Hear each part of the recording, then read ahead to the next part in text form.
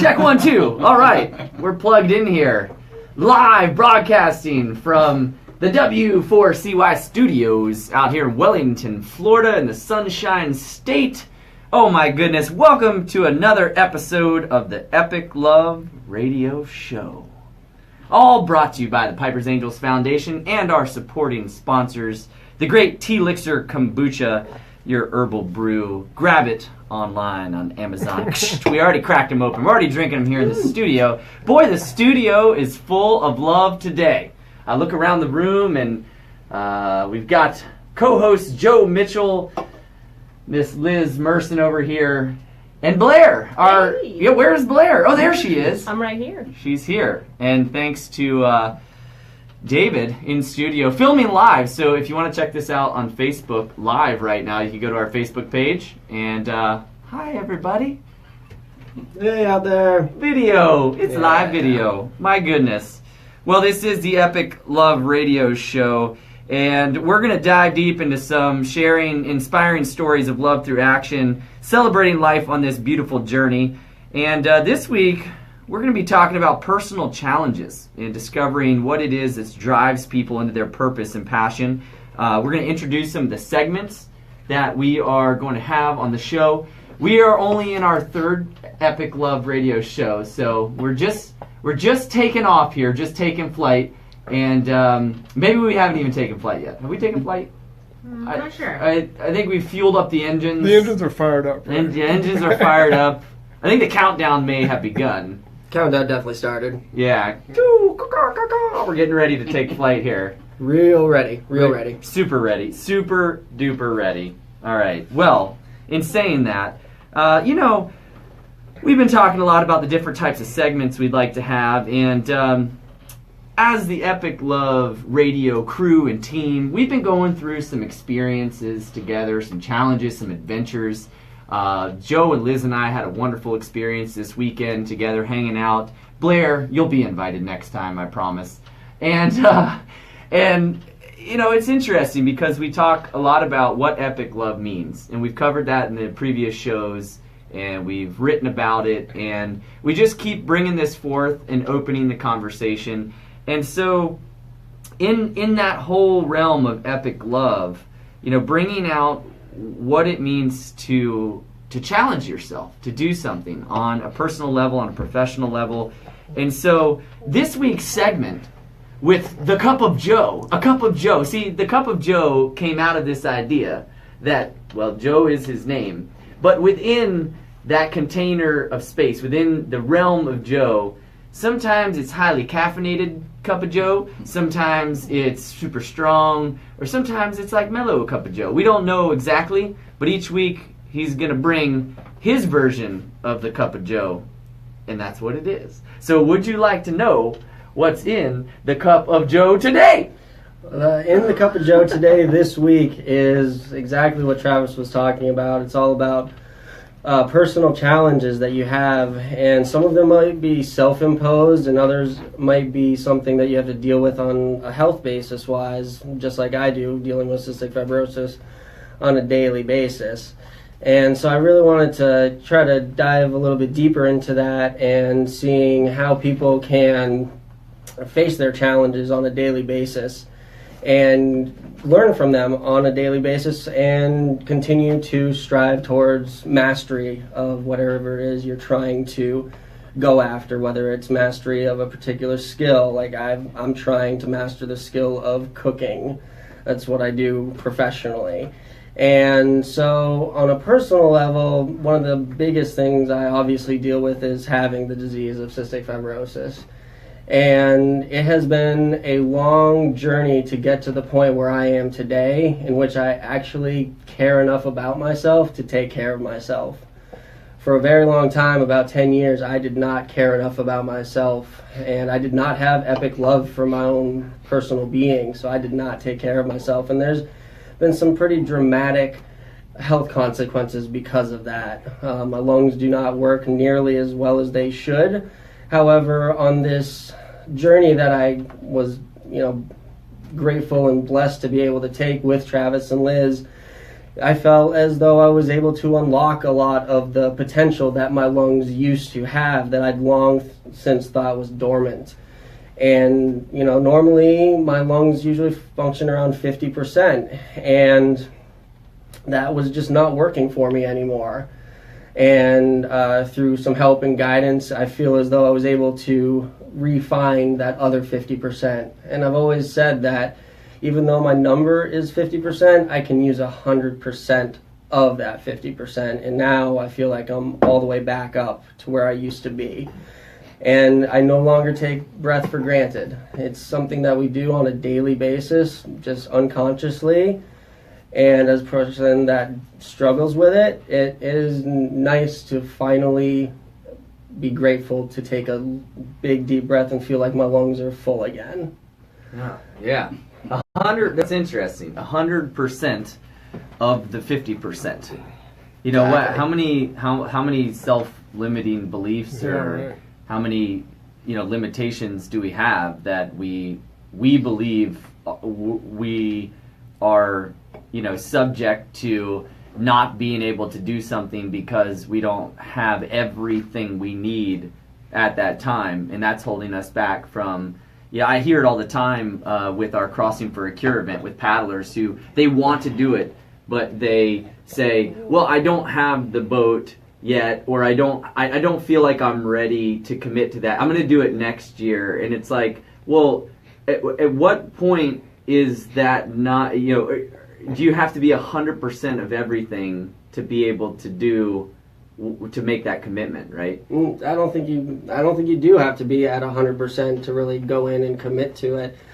You just have to jump in with both feet, and wherever your starting point is, that's the 0 point, and then you build yourself up to that 100%. And, you know, by the time we get over Bimini and start paddling back, as long as you're at 100% at that point, I think you're good to go.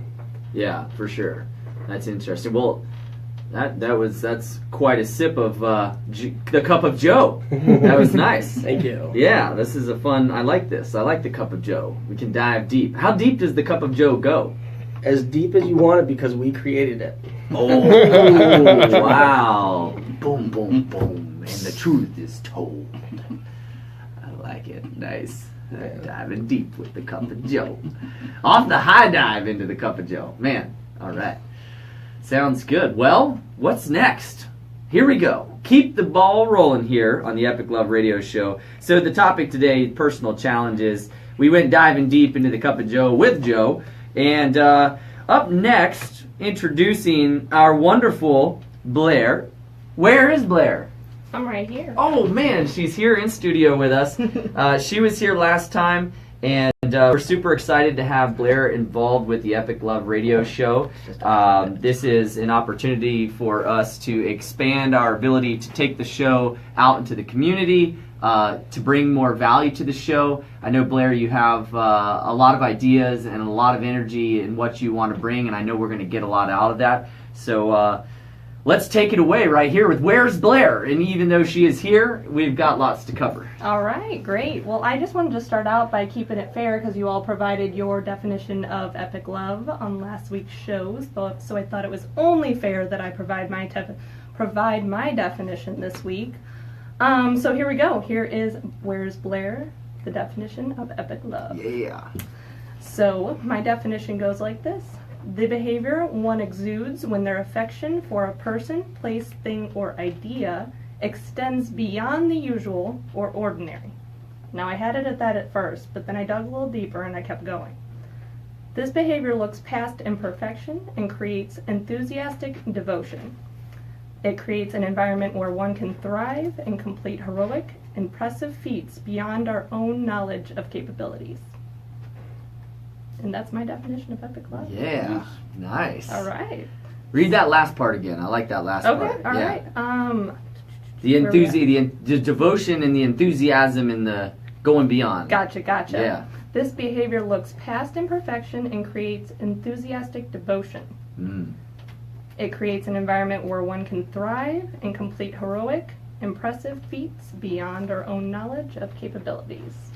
Right gives us on. the power to do that. Yeah, Yeah. absolutely. Mhm. That's a great definition. Thank you. I think we appreciate it. should. I think we should take that and we should post it on the Facebook page. Okay, let's after do the it. show. Yeah, Yeah, for sure. I appreciate it. That's solid. Awesome. We should probably post ours too. Yeah, that'd be a Put 'em good up. idea. Yeah, I think that we'll They- share it. They were all great. Yeah. Yeah. Well, you know, it's interesting because in the conversations we were having this weekend about, you know, energy and you know, this whole idea of epic love and what is our responsibility with all of this. And that's kind of the point of this show, is to share it, you know, to intentionalize it. So for you to take the time to write it down and to share what it is from your heart and perspective, you know, as to how this plays out in our everyday lives and what people can do about it. If we don't, you know, they say sharing is caring.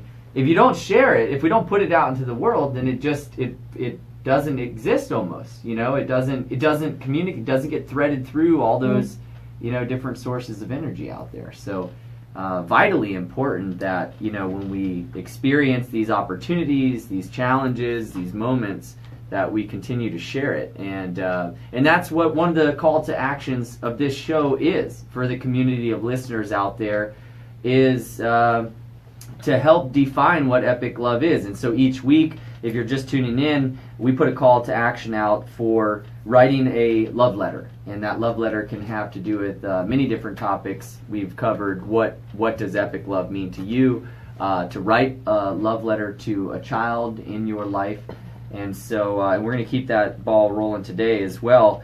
And we'll talk about that here in just a little bit. So I think you were telling me about a real life example that you experienced over the weekend that was a good example of what epic love is. Is that something that you're prepared to share? I'm prepared to share. Now, I didn't experience this myself, but I read an article and it really inspired me. So I definitely wanted to share that today. So I just want to start with a shout out to Sammy Vance in Fort Wayne, Indiana, because she is the inspiration for just my segment today. She is a 9-year-old, and she saw everyone in her school, basically saw a need for an inclusion within her elementary school. So she had an idea, and her idea was to create a buddy bench. So at recess, if you saw someone sitting on the buddy bench, you could walk over and ask them to play. And she took action on this by selling plastic bottle collecting plastic bottle caps rather at her school. And it requires 400 pounds per bench, and she was able to collect enough plastic bottle caps to put 3 of these benches at her school. Wow. Also, she had some to spare, so she passed it along to other schools and gave them the idea for the buddy bench. Super cool. She was rewarded a certificate of excellence by the mayor, and you know, it got me thinking, where can you put a buddy bench in your life? You know, I know when I go out during the weekend and I'm sitting in a bar and I see somebody, you know, sitting by themselves, I always say hello. I always try to start a conversation. Sometimes people are receptive, sometimes they're not, you know. Or coworkers at work, new coworkers, where can you start a buddy bench there and reach out and talk to them? Not exactly a buddy bench, but that's my metaphor for, you know, reaching out to people and making them feel included. So that inspired me this week. Yeah, that's really incredible. Yeah. I mean, 9 years old and... Yeah, it's amazing that a 9-year-old came up with that, and they saw a need, they took action, and they fulfilled the need, and was able to expand it out beyond that as well. It's amazing. Absolutely. We should reach out to her and get a buddy bench for, like, Palm Beach County. Oh, cool. It'd be the epic love buddy bench. I love that. Yeah. I think that's great. We could have it at events. Yeah, super fun. We could take it. It could be the mobile buddy bench. Mm-hmm. Maybe like an inflatable. Yeah, that would be fun. People could take pictures on it. Yeah, exactly. The buddy bench, inspired by Sammy Vance. How many buddy benches are there total? Do you know? Just in her school, the 3. But I don't know where she passed it along, how many, there's endless potential, honestly. I think this buddy bench is going to go worldwide. We need a follow-up there, right? Yeah. Feels like it should be everywhere. We got to bring Sammy on the show. Call her mom, call her dad. All right, I'm on it. Let's get approval. Sammy Vance coming on the show at the buddy bench. Man, that's awesome. So inspiring to hear. I mean, you know, I gotta share my little story from the beach this weekend. I was on kind of a digital detox this weekend because the last 3 months have been super heavy on the digital side of things and communication. But we were at the beach, and Liz and Joe were there, and we were playing, kind of just in the surf there and just letting the waves roll in, and it was small, but I was just kind of letting the waves wash over me and almost ushering the waves in as they came. It was kind of like, here they come, and I was like, whoosh, waving them in, and I kind of washed up onto the beach where these 3 little kids were playing, and they were tiny. I mean, they were like little kids. They had to have been like maybe 3-4 years old, right? Yeah, I mean, little dudes.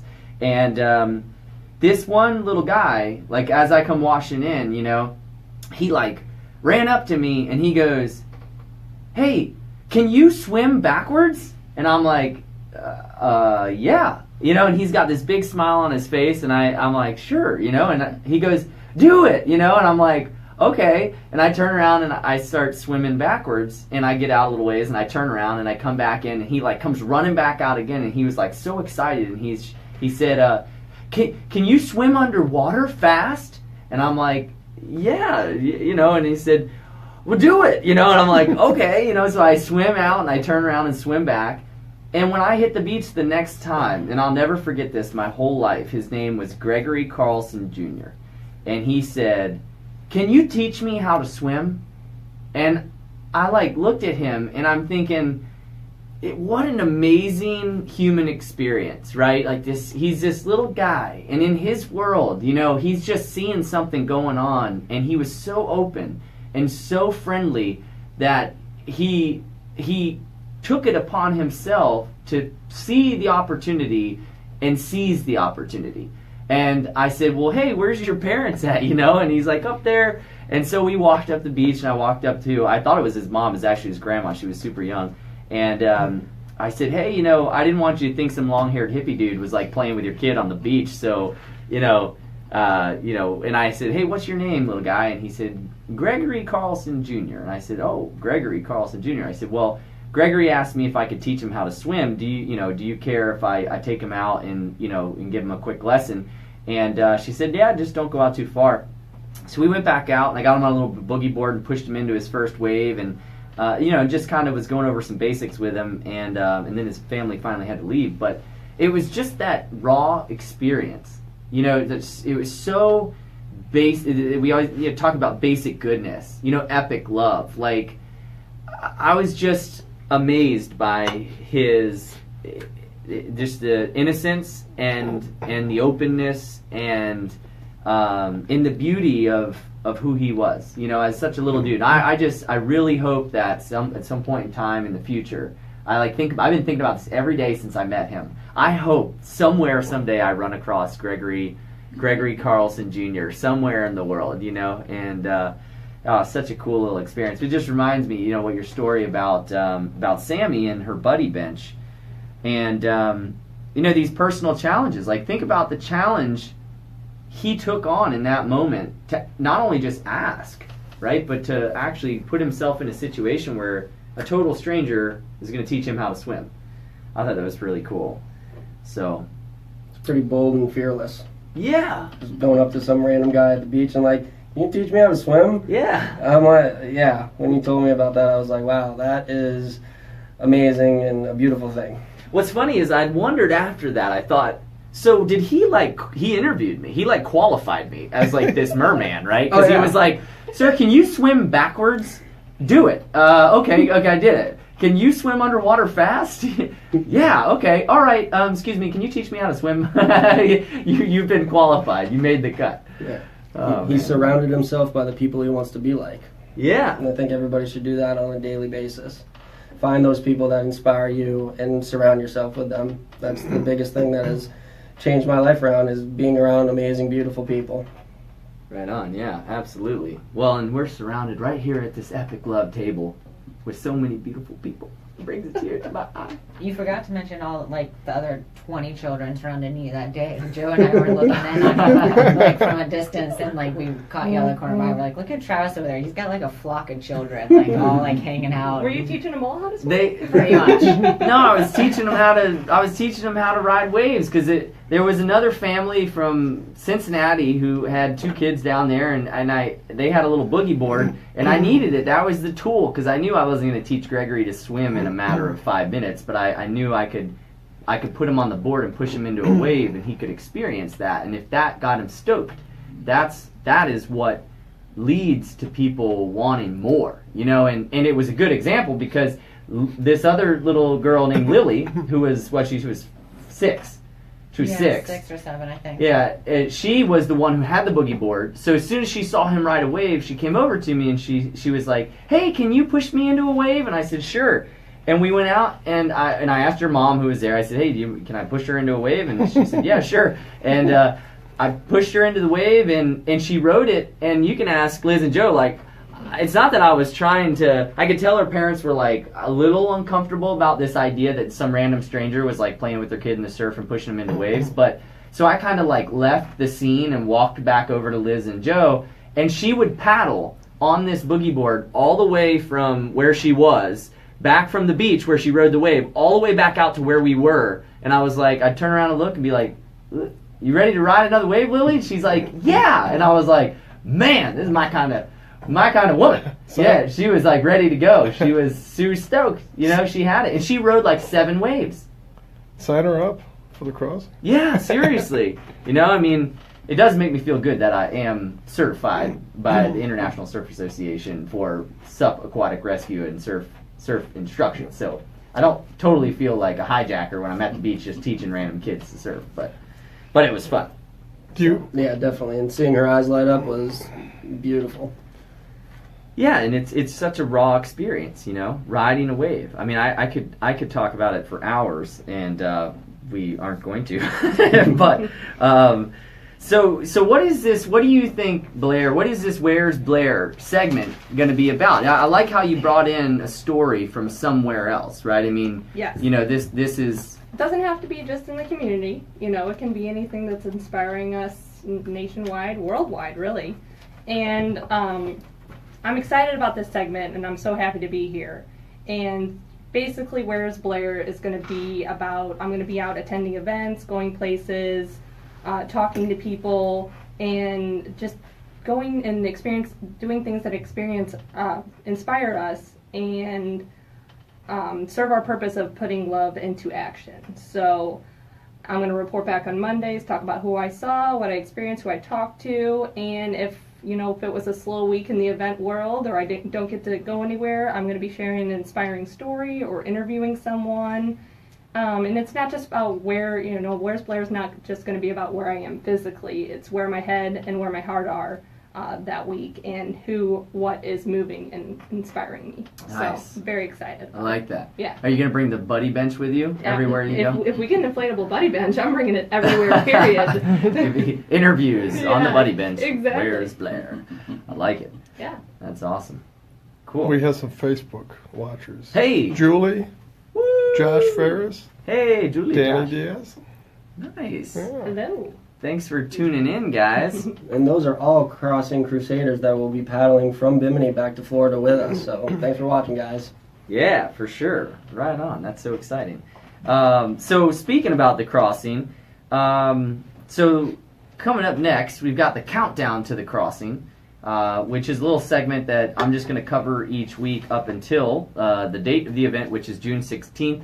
And some simple updates this week, but very exciting. So we set an all-time new fundraising record with Crossing for a Cure. So by April 1st, a couple days ago, we had hit the $100,000 mark in fundraising.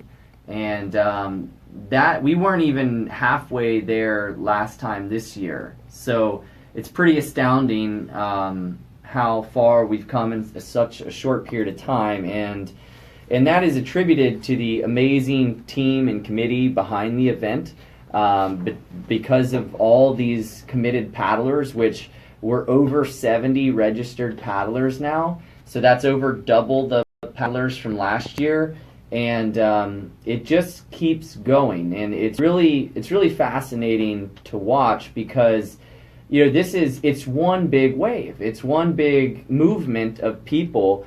And, I wrote today about, what that means to us. I sent it out in our constant contact email. If you want to subscribe to that email, you can go to pipersangels.org or Crossing for a Cure and put in your email.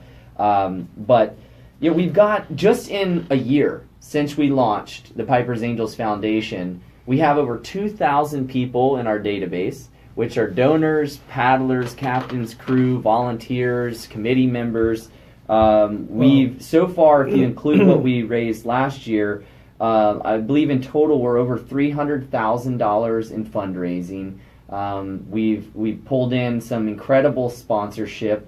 Love to give a big shout out as an update. Liz, would you like to introduce our new title sponsor for the Crossing for a Cure? Sure. So our new title sponsor is officially Palm Beach Sports Club, which is going to be a really amazing fitness brand and gym coming to Palm Beach soon. So that's really exciting. Super exciting. I mean, this is like a big step in the evolution of the Crossing for a Cure and Pipers Angels. And I know I was speaking with the marketing department about the event, and they were excited to hear that we had the Epic Love radio show launched, and this was something that would continue beyond the event in June. So this event, the Crossing for a Cure, is Father's Day weekend each year. It's an annual event, and to have something that continues this momentum and allows for this communication in the community as a hub to continue on is really important. And it's not just important for the event, obviously, but for the foundation and the mission of the Pipers Angels Foundation, which, for us and what we're doing, I mean, the Crossing for a Cure is a vehicle. And it's a vehicle for change and a way to inspire people to take action. And it actually is what inspired this concept of Epic Love, because it was like we have these taglines: inspire every breath, and I know Joe and I this weekend had a few moments where it was like, man, that breath, it's something, it really is something, especially when you consciously take it. And so to inspire every breath and to be bold in the face of fear and to cherish the good days. And out of that, this idea of epic love, which, I think your definition was beautiful, the enthusiastic devotion to something that you really want, something, and this episode today is about challenges. And what a great way to put it, enthusiastic devotion to those challenges. Because if you're enthusiastic about it, it's obvious that you are making a conscious effort. And I think that's a big part of what is so cool about the Crossing for a Cure is every paddler, every sponsor, every supporter, donor, it is all a conscious effort moving that ball forward, which is ultimately generating the fundraising that is building the programs for the Pipers Angels Foundation. So we have an awesome opportunity here that 100% of the event costs are covered through sponsorship, so 100% of the paddlers fundraising can go into our programs. And those two programs are to provide financial assistance during the time of need for families with cystic fibrosis, whether that's long-term hospitalization or transplant, the need, and then of course our salt supply program, which is coming online soon, and we will dive into even more on future episodes of the Epic Love radio show.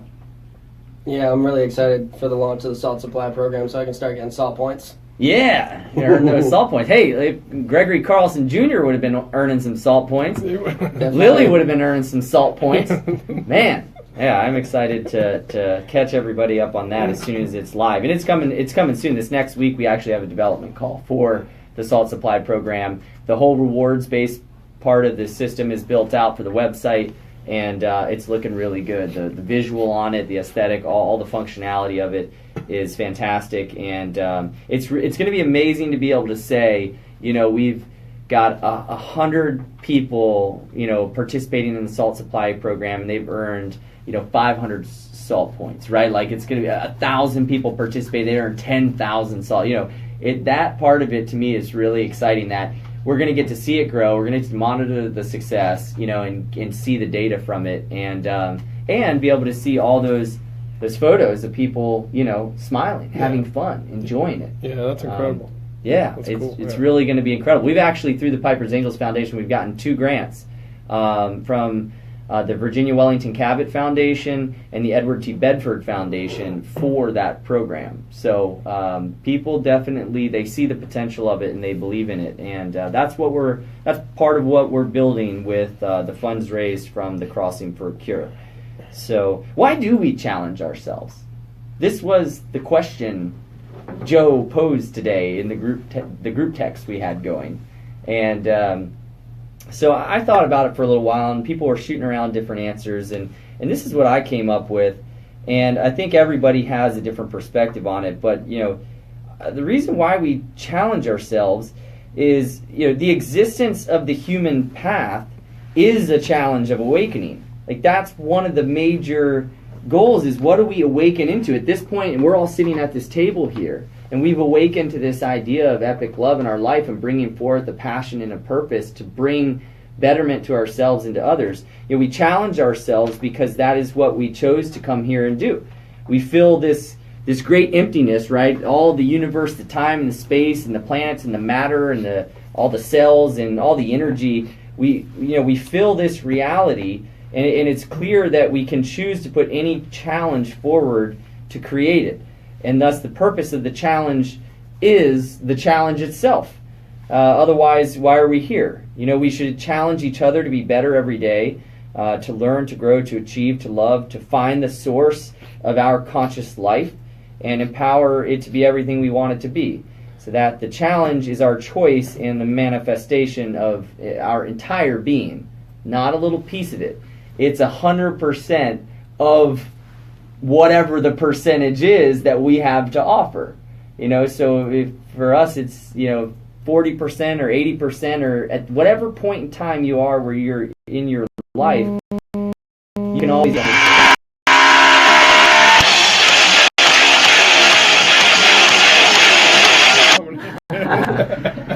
and bringing our new segment. Oh, sorry about that, everybody. So does anybody else have some thoughts or some thinking around why we challenge ourselves? I would say we challenge ourselves to promote self-love, just to feel better about our existence and what we're doing and what we're going to leave behind in this world when we're not here, and hopefully pass that along to our children or whoever we touch along that journey of challenging ourselves. Like leaving that footprint. Absolutely. Yeah. Yeah, exactly. And the personal challenges that you impose on yourself are sometimes very difficult to get around. It's been a long process to get to the point where I wanted to get to where I'm at now. And it only came through a lot of challenges that I did not think were possible to get around. I thought they were impossible. And once I found out that it was all a frame of mind, that I put barriers in front of myself all the time, and instead of trying to backtrack and find a different path, I just needed to go and smash through all the barriers that I'd put in front of myself for various different reasons. And not worry about it. Just go with it. Just keep moving with the positive energy and the momentum that I'd had. Yeah, for sure. When you say like challenges and barriers, what were some of those barriers that you feel like you've really pushed through? Well, getting really specific, I definitely thought I diminished myself for a lot of time. I didn't realize how powerful I was and how powerful my mind was, because I had this feedback loop of, oh, your body is weak, you can't do anything, you're a weak person, and that was just this vicious cycle that kept going in my head, and it correlated to me being able to accomplish things. But once I realized that it was myself and my own mind holding me back, I realized I can do anything I want with my body. If I want to figure out how to run a marathon, I will figure out how to run a marathon. If I want to figure out how to paddle in a kayak back from Bimini back to Florida, I can do that too. There's no limit. The human form and the human body is only bound by the mind that controls it. Absolutely. Yeah. Boom! Man, That was deep. that was deep. We're diving deep. Way deep. Way deep. Oh man, I love it. That's what we should be doing, right? That is epic love. Is diving deep, but diving deep into meaningful conversations. You know, conversations that are significant and impactful. You know, Liz and I talk about this all the time. Just how, you know, one of the things that we love about our relationship and that we've seen from the beginning is just that, you know, especially with, like, Joe, you were talking about the people you surround yourself with. You know, how often do you find yourself in a setting where what people are talking about seems really shallow and superficial? Pretty much all the time. You know, it's like you kind of float through it. And I had a guy tell me once, this is really interesting.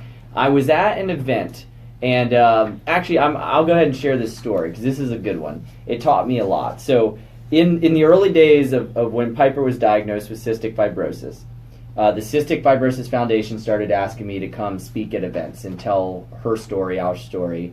And of course, that was to help, you know, tell a story that people could relate to, that would hit them on an emotional level and open their hearts and ultimately open their wallets, is what they were driving for, right? Is fundraising at those events.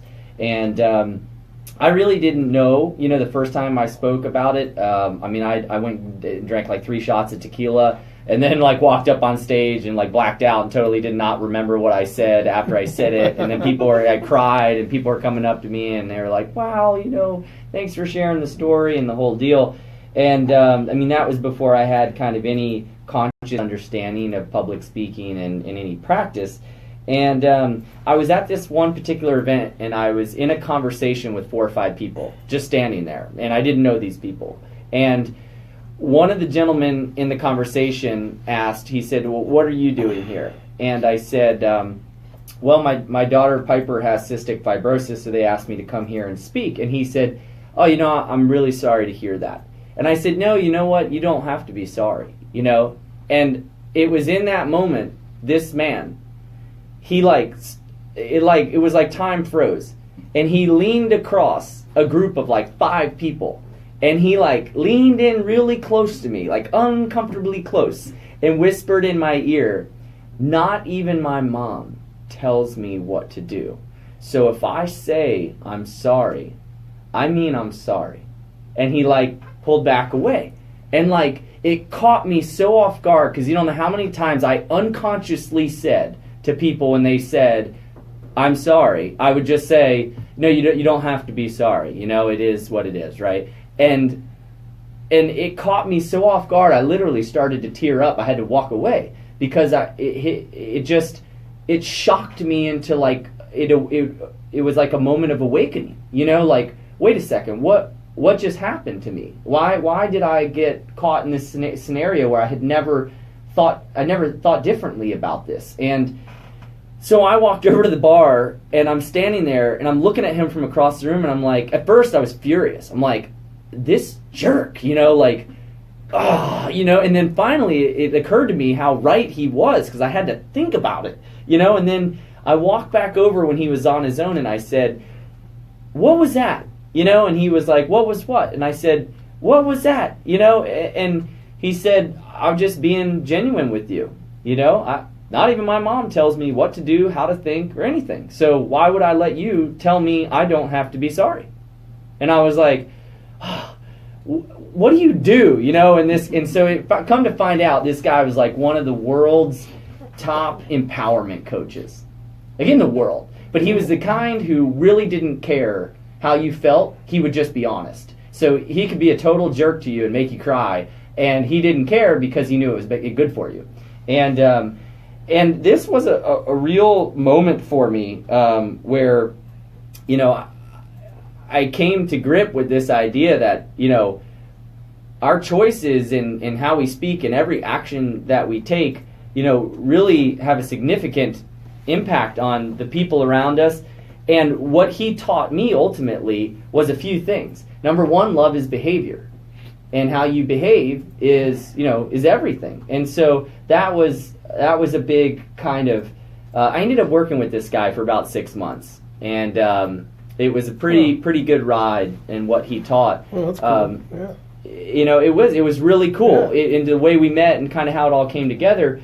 And what's interesting about that is he said to me one time, and this is kind of why I wanted to tell this story, is that all of us, we think we know what we know, and you walk into a room or a bar or an event, and you have no idea what the other people in that room are consciously listening to and observing. And if you are caught up in a conversation that person who is not at that and on that vibration, on that level with you, consciously aware, if they're consciously aware and you come in with some BS in your group or whatever, they will literally go around you. They will avoid you. The energy, the bubble will not even come close. It will magnetically be opposed forces. And it dawned on me when he explained this that, oh my goodness, how many people have just I not even gotten to connect with because they realize that I'm not consciously aware, or that I'm disempowering myself, right? I have a self-limited belief, and people choose the people they surround themselves with. So it's like, do I want to show up to the party with, Joe, the guy who really doesn't think much of himself? Or do I want to show up to the party with Joe, like the super empowered human being, that, that he's bringing his full energy and it magnetizes things, right? So I just thought that was, really interesting. Well, it's just like you said, having those interactions with the superficial people and things like that. For me, when I'm in that type of situation, it's almost like I'm allergic to that conversation, and it makes sense. I avoid those things as well, just like you said, the people who are aware avoid the people who aren't in a group setting. It's very similar, so it's really interesting. Yeah, your vibe attracts your tribe, Hey. is what I like to say. And I definitely experienced that too with my friend group. I have a very close friend group, and when someone comes in that I feel like isn't the positive woman empowering energy that my friend group brings about, that we grew up with, I tend to, they stick out like a sore thumb, and, I tend to get a little, like she said, allergic to them almost. You just, you don't bond with them as closely, and you don't get those opportunities. You bounce off of them almost. Yeah. Yeah. What do you mean by woman empowering? My friends that I grew up with are amazing women, and we are all very supportive of each other, and that's what I'm talking about, just being supportive. There's a lot of women out there that tend to get jealous and not lift each other up the way they should, and I feel like it's really important to be uplifting women and empower each other, and so that's what I'm talking about. My friends are the best at that. Cool. They can hang out with you guys. Can hang out with Piper anytime you want. Yeah. It's my kind of Definitely. for sure. Hey, we got a note here. Thomas Horton is watching. What's up, dude? Another Crossing Crusader tuning in. Thanks for watching. All right. Well, we are towards the end of this journey together today. Another wonderful episode and show of Epic Love. Well, we always put out a call to action. And sometimes it's just us answering the call. But that's okay.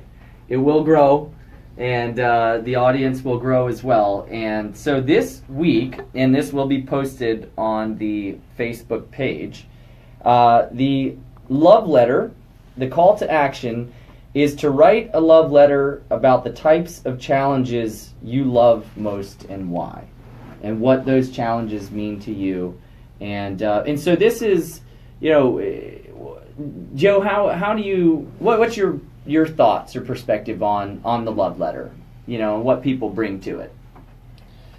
It doesn't, I feel as though there might be some fear out there for people when, thinking about actually writing one and then having us read it. Right. But, some of the most empowering things that I've ever encountered were through written word. And so I think people just need to, just like I said in the beginning, jump in with both feet and get it out there, because everybody has a story and everybody has something to share that you can learn from.